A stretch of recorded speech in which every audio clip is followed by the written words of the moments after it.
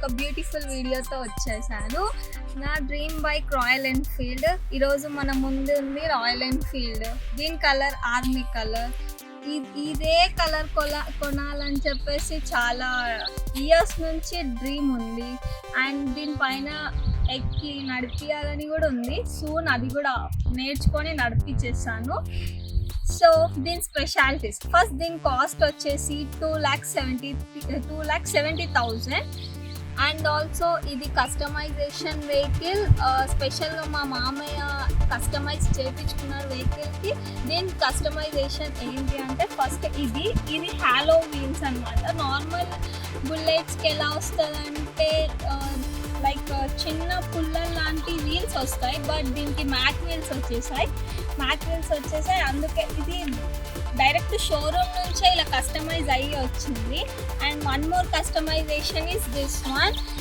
ఇది కస్టమైజేషన్ చేయించుకున్నారు. Only 10 to 15 letters customise. Shekhar Goud ఇది మా మామయ్య నేమ్.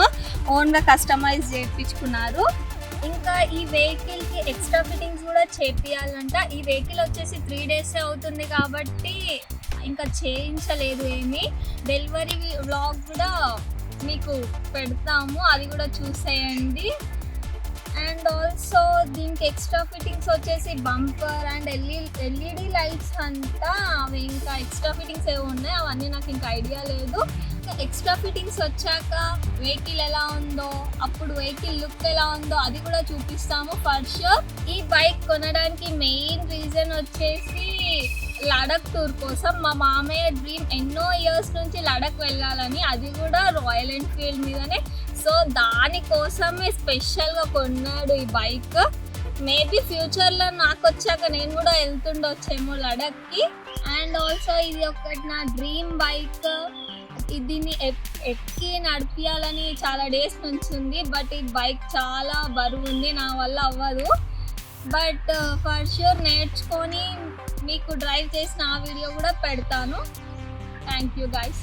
ఈ వీడియో నచ్చితే మా ఛానల్ని like, share and subscribe. This is Sindhu signing off.